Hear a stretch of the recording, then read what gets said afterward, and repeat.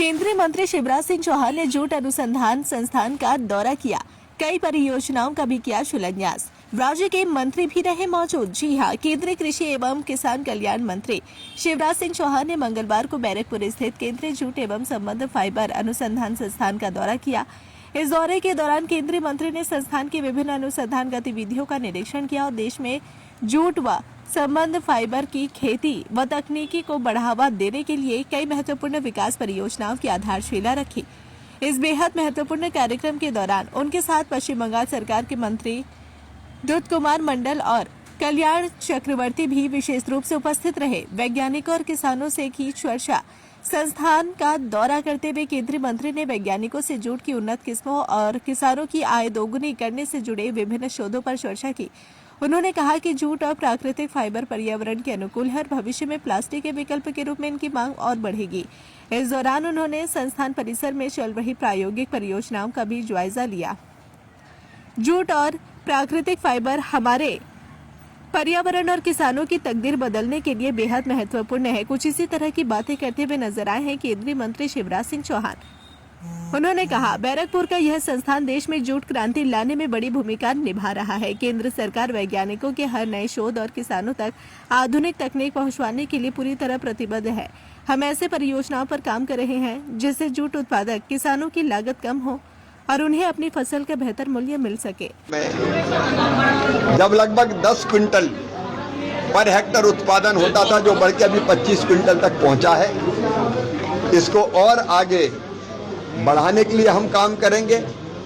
एक आश्चर्य की बात यह थी कि सीड बोनी यहाँ होती है, लेकिन सीड बाहर से आता है। अब हमने तय किया है कि पटसन के लिए भी और बाकी चीज़ों के लिए भी, मक्का जैसी चीज़ों के लिए, आलू जैसी चीज़ों के बीजों के लिए इसको सीड हब बनाने का भी हम काम करेंगे। मैं सरकार को, शुभेंदु अधिकारी जी को बधाई देता हूं कि मिलों को, जूट मिलों को फिर से चालू करने का अभियान उन्होंने प्रारंभ किया है, ताकि जूट मिलों में जूट की प्रोसेसिंग हो सके। मैंने यहाँ आके सारी चीज़ें समझने का काम किया है। इस संस्थान ने कई बहनों को ट्रेनिंग देके रोजगार से भी जोड़ने का काम किया है, सेल्फ हेल्प ग्रुप बना के। तो इस अच्छे काम के लिए भी संस्थान को बधाई देता हूँ। जूट के क्षेत्र में आने वाली हर बाधा को दूर करने की पूरी कोशिश करेंगे।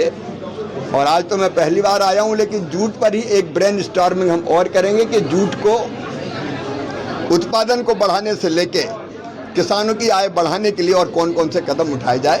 धन्यवाद। हमारा जूट उद्योग जूट के उत्पादन में 40 लाख किसान जूट के उत्पादन से जुड़े हुए हैं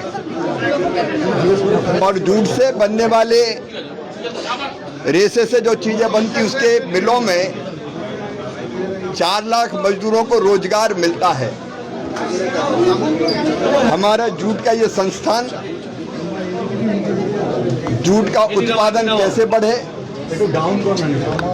नई किस्में कैसे आए, लागत कैसे घटे और जूट के अलावा बाकी लिनियन जैसे, रेमी जैसे रेशों पर भी और क्या काम हो, उसके लिए रिसर्च और शोध करता है।